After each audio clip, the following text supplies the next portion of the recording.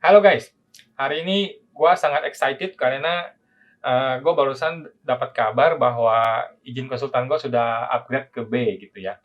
Jadi buat teman-teman yang belum tahu, izin konsultan B itu adalah di Indonesia ini ada tiga level ya, ada level izin konsultan itu ada A, B, dan C.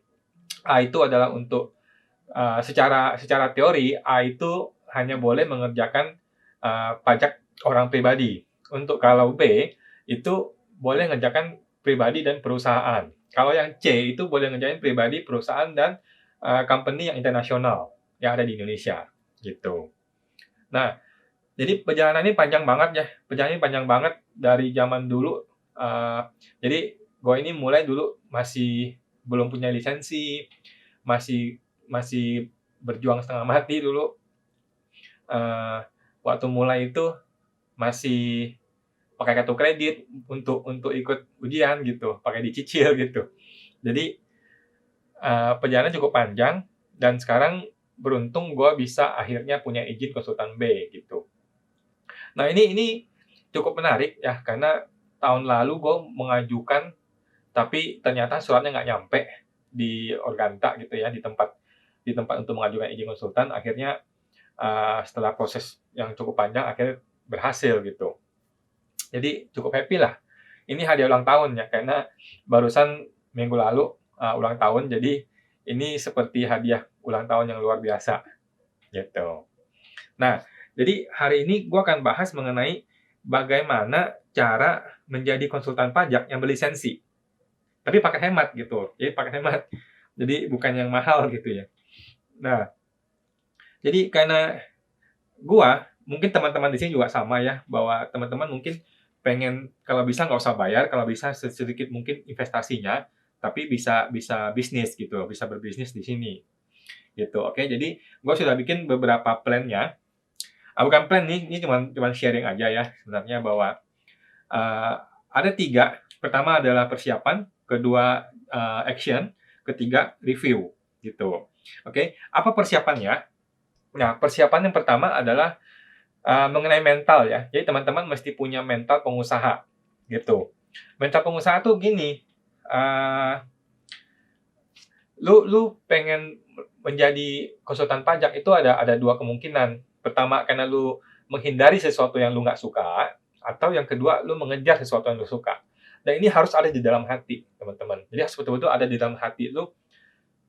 Lu mau apa nih dalam bisnis ini? Apakah lu pengen menghindari, gue nggak mau kerja sama orang, gue nggak mau disuruh-suruh sama orang, gue nggak mau diperintah sama orang. It's okay, it's good. Nah, atau lu pengen mengejar, lu punya cita-cita, lu ke satu satu perumahan gitu, lu pengen beli rumah itu, lu merasa rumah itu bagus gitu ya, dan lu pengen beli nilainya sekian sekian, lu hitung kalau gue kerja yang sekarang gue kerjain nggak akan bisa dapat, maka lu bisa berbisnis gitu. Salah satu bisnis yang bisa dicoba adalah konsultan pajak. Nah, jadi either either lu menghindari sesuatu atau lu mengejar sesuatu yang lu inginkan, is good. Kalau bagi gue menghindari karena gue waktu itu masih miskin, bekerja, dan gue nggak suka kantor, gue nggak suka kerja, gue nggak suka office politik, gue nggak suka gaji rendah dan sebagainya.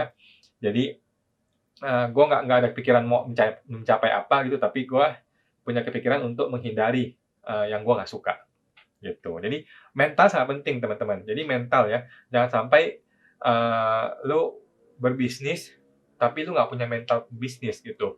At the end lu akan balik ke kantor jadi karyawan loh. Ini hati-hati. Oke. Yang kedua setelah mental, untuk persiapan adalah skill. Jadi skill sangat penting. Lu jangan berpikir mau jadi konsultan pajak, lu modal dari kuliah, maka lu mau jadi konsultan. Nggak bisa. Oke, kuliah itu sama sekali nggak membantu. Nggak membantu sama sekali ya, karena beda di lapangan itu berbeda dengan begitu lu pegang klien itu berbeda dengan kasusnya di kampus gitu ya. Nah, kalau lu nggak punya skill yang lu merasa cukup, lu kerja aja di kantor konsultan pajak gitu. Cari kantor konsultan pajak yang kecil, bukan yang gede ya. Kalau yang gede itu agak susah karena kerjanya monoton gitu, cenderung kayaknya ya. Gue juga nggak pernah sih kerja di konsultan yang gede. Kalau konsultan kecil itu lu kerjain semua, jadi semua bisnis lu kerjain. Ini akan lebih baik karena lu akan belajar dari nol sampai full gitu loh, dari A sampai Z lu akan kuasain gitu. Jadi sangat penting skill ini, nggak usah lama-lama, 3 bulan cukup. Cukup 3 bulan. Waktu itu kebetulan gue mengambil jalan ini, yaitu gue kerja di satu konsultan pajak gitu. Jadi 3 bulan cukup kok, lu bisa belajar banyak hal dalam 3 bulan. Bahkan kalau lu orang pinter 1 bulan, 2 bulan, yang penting lu tahu full cycle dari seorang konsultan pajak, lu tahu cycle dari bisnis ini, ya udah lu udah bisa lanjut ke next step gitu. Jadi ingat, skill itu sangat penting ya. Jangan sampai ketika lu dapat klien, lu bingung mau ngapain gitu. Tapi itu biasa sih. Kalau lu dapat klien dan lu nggak bisa pecahin masalah, itu biasa. Jangan khawatir. Nah, terus mengenai mental ini adalah stop mental karyawan ya. Jadi banyak orang dia sudah berbisnis, tapi dia masih punya mental karyawan. Itu totally wrong gitu. Kalau lu punya mental karyawan, lu nggak akan bisa berbisnis. Lu harus stop mental karyawan, lu harus mulai berpikir usaha gitu. Seorang pengusaha itu ada resikonya, terus kerja sampai malam. Karyawan kan berhenti jam 5 bekerja, jam 6 udah nggak kerja. Seorang pengusaha itu nggak ada waktu kerja, 24 jam lu bekerja gitu. Nah, ini adalah mental seorang pengusaha. Oke. Jadi ini lu mesti kuasain, ini mesti lu miliki mental ini. Oke? Nah, kemudian persiapan berikutnya selain skill adalah kalau lu punya duit, lu bolehlah ikut brevet gitu ya. Bolehlah ikut brevet gitu, brevet AB gitu. Tapi kalau lu nggak punya duit atau lu merasa duit lu pas-pasan, nggak usah ikut brevet. Jadi teman-teman, hari gini di tahun 2021 brevet itu sama sekali nggak penting. Oke? Terus terang ya, gue ikut brevet gue nggak dapat apa-apa. Terus terang. Jadi mungkin karena gue bego, mungkin karena gue nggak belajar dan macam-macam. Tapi terus terang, kalau gue bisa ngulang, gue nggak akan ikut brevet. Oke? Jadi lu bisa belajar dari YouTube. Lu bisa beli buku mengenai pajak. Waktu itu gue ingat, gue beli buku pajak waktu itu. Gue beli buku di Gramedia judul perpajakan. Setiap halamannya gue pelajari. Setiap halamannya gue pelajari, nggak sampai hafal, tapi setelah lu belajar segitu banyak, lu punya yang namanya kepercayaan diri, guys. Jadi, confidence. Lu jadi confidence bahwa lu bisa, gitu loh. Itu penting sekali. Oke? Lu bisa dari YouTube, lu bisa belajar dari buku, lu bisa punya teman-teman tanya gitu, tanya Google, lu bisa tanya kering pajak gitu. Waktu gue awal-awal mulai itu gue telepon kering pajak tuh mungkin setiap sehari 3 kali telepon buat nanya berbagai macam masalah yang gue hadapi gitu. Oke? Jadi kalau lu punya duit boleh ke brevet, kalau nggak punya duit atau pas-pasan nggak usah ke brevet. Oke? Sekarang ada yang namanya unif.mekari.com. Itu kemarin gue udah kasih tahu di sebuah video. Di situ lu bisa belajar accounting, bisa belajar pajak, anything, bisa belajar. Pokoknya tentang accounting dan pajak gitu loh. Jadi itu bisa dipelajari dan software sudah banyak. Jadi gampang lah sekarang mengenai skill itu ya. Jadi nggak perlu ikut kelas-kelas kalau menurut gua sih ya. Kecuali duit lu banyak dan lu punya waktu, is okay. Tapi kalau duit lu nggak banyak dan duitnya waktunya nggak terlalu banyak, ya nggak usah. Belajar secara mandiri. Oke, belajar mandiri itu nggak kurang sebenarnya. Cuman orang tuh males, orang tuh pengen waktu dia bayar dia merasa berkorban sehingga dia akan komitmen pada kelas itu. Padahal mindset pengusaha nggak gitu. Mindset pengusaha ya kalau lu dapat kelas yang bagus, lu ikuti kelas itu secara konsisten dan lu bisa berhasil gitu. Lu belajar mandiri intinya. Oke. Nah, itu persiapan, oke? Persiapan udah beres nih. Sekarang setelah persiapan mau ngapain? Langsung action. Oke, menurut gua lu langsung action. Jadi banyak orang terganjal di sini, gue mesti ngambil izin dulu nggak ya? Gue mesti ujian sertifikasi dulu nggak ya? Menurut gue nggak usah. Bukan nggak usah, belum. Belum, bukannya gue menyalahkan lu tidak berlisensi ya. Gue punya lisensi. Kayak gue adalah orang yang mindsetnya adalah gue punya lisensi. Gitu. Kan ada konsultan yang mindsetnya nggak usah lisensi. Dia punya skill gitu. Kalau gue mindsetnya adalah selain punya skill, gue perlu punya lisensi. Nah, pertama adalah lu mesti action, cari klien. Oke, cari kliennya gimana? Just do it. Nggak usah bikin strategi-strategi marketing, strategi-strategi macam-macam. Menurut gue sih, Kalau lu bukan basic seorang pengusaha itu bullshit. Oke, lu bukan basic dari seorang financial planner atau business planner, manajemen planner itu bullshit. Jadi nggak usah. Oke, lu punya skill tadi kan, lu sudah punya mentalnya, lu punya skillnya, langsung, lu langsung cari klien. Oke, find your first client. Oke, nah, lu mulai bikin branding ya, lu punya brand. Buat kartu nama, nggak usah bikin CV, nggak usah bikin PT, karena itu ngomongin duit lagi. Nanti lu perlu bikin, nanti ketika sudah develop lu perlu bikin. Tapi ketika pertama kali nggak usah. Bikin brand aja. Contoh, apa namanya, Awan Makmur Sentosa gitu, atau Awan Makmur Consulting gitu, atau apapun lah. Oke, waktu dulu nama gue itu Awan Jasa Caga. Oke, jadi nggak perlu strategi, just do it. Nah, find your first client. Ketika gue ingat waktu dulu gue pertama kali dapat klien itu, gue keliling satu pertokoan gitu, gue keliling, gue bagi kartu nama gitu, dan ada satu dua gitu. Satu yang klien pertama itu waktu itu gue masih kerja loh waktu itu. Gue masih kerja di kantoran di konsultan pajak. Jadi di hari Sabtu gue sebar kartu nama, kalau nggak salah di hari Senin ada panggilan gitu. Jadi agak-agak lumayan lah, agak-agak beruntung gitu ya. Nah, jadi di kartu nama kan lu mungkin bingung mengenai brand apa. Tadi gue udah bilang nggak usah bikin PT, nggak usah bikin CV, cukup brand aja gitu. Terus kadang-kadang orang kurang yakin dengan diri sendiri. Lu bilang aja lu berpartner. Lu bisa aja lu bilang berpartner sama gua. Lu bisa kontak gua aja di email atau di WA atau dimanapun. Kita bisa partner. Partner itu dalam arti lu numpang nama aja. Numpang nama untuk keyakinan, kepercayaan diri lu gitu loh, bahwa lu punya partner. Karena kan orang akan mungkin katanya, lu udah berapa tahun? Nah, di sini lu mesti jawab, gua berpartner dengan si Awan yang sudah 8 tahun atau 10 tahun gitu. Oke. Terus alamat, di kartu nama kan butuh alamat. Sebenarnya sekarang udah nggak penting lagi alamat ya. Tapi kalau lu mau alamat rumah aja nggak apa-apa. Karena konsultan pajak itu boleh punya alamat rumah. Oke. Jadi banyak orang khawatir dan ragu-ragu karena dia nggak punya alamat. Apakah dia masih sewa kantor gitu. Dan menurut gua nggak usah. Jadi semua yang keluarin duit nggak usah. Untuk sekarang ini nggak usah. Karena lu baru mulai. Oke. Nah, lu bisa mulai bawa kartu nama, sebar kartu nama, nggak perlu kantor ya. Sekarang zaman COVID semua kerja dari rumah. Gua aja kerja dari rumah sekarang. Nah, terus sambil lu cari klien, dapat klien dan lu mulai kerjain, lu juga perlu izin konsultan. Jadi menurut gua, orang itu tetap perlu izin konsultan supaya jadi profesional. Dan ketika lu punya masalah, lu bisa ke pengadilan pajak, lu ketemu AR atau ketemu orang pajak, lu cukup yakin karena lu punya lisensi, lu punya izin gitu. Lu bukan orang yang nggak punya izin gitu.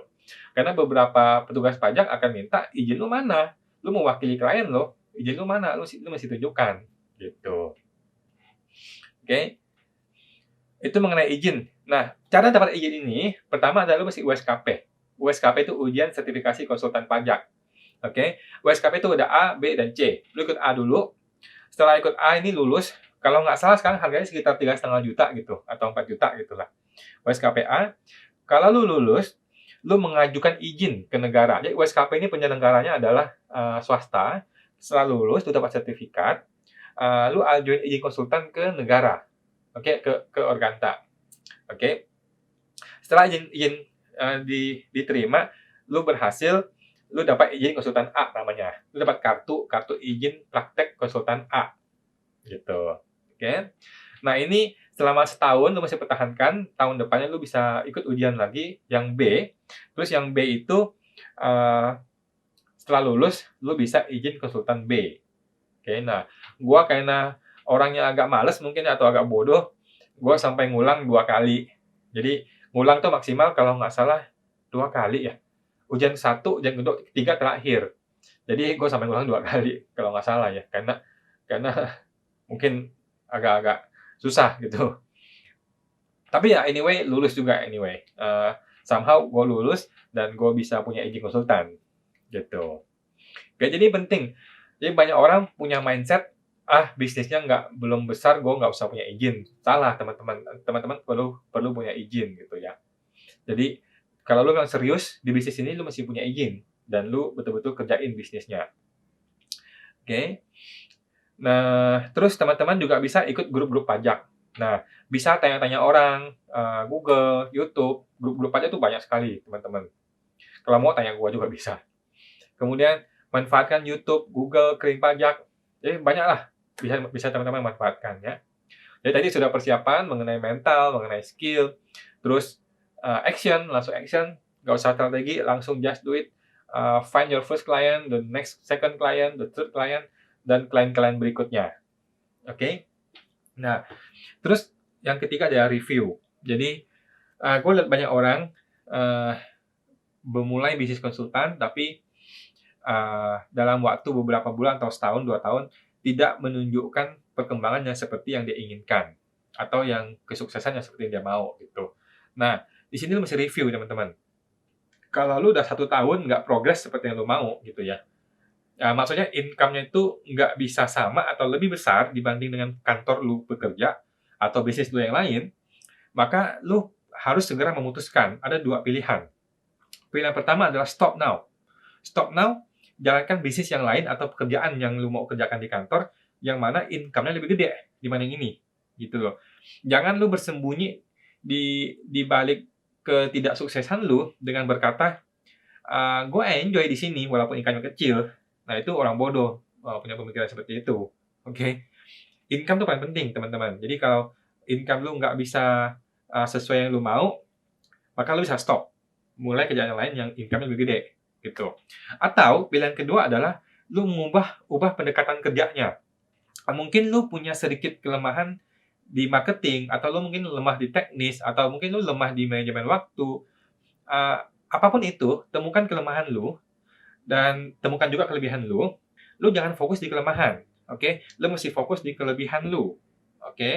Jadi orang salah nih, kebalik, orang pikir dia lemah di satu topik, dia mau kuatkan ini, salah. Lu kuat di mana, lu kuatkan di sini. Yang lu lemah, lu cari orang lain untuk menggantikan posisi ini. Contoh, lu mungkin lemah di marketing. Ya udah, lu cari marketing, gitu. Jangan lu ikut kursus marketing untuk menguasai marketing, no. Lu kuatnya di mana? Contoh lu kuatnya, eee mungkin lu kuatnya di lobby dengan customer gitu. Ya udah lu cari marketing, marketing dapatin klien, lu yang melobi, gitu loh, lu yang closing, gitu. Jadi, kuatkanlah di mana lu kuat. Tapi kalau lu lemah di semua, ya udah, lu pelajari satu-satu, gitu.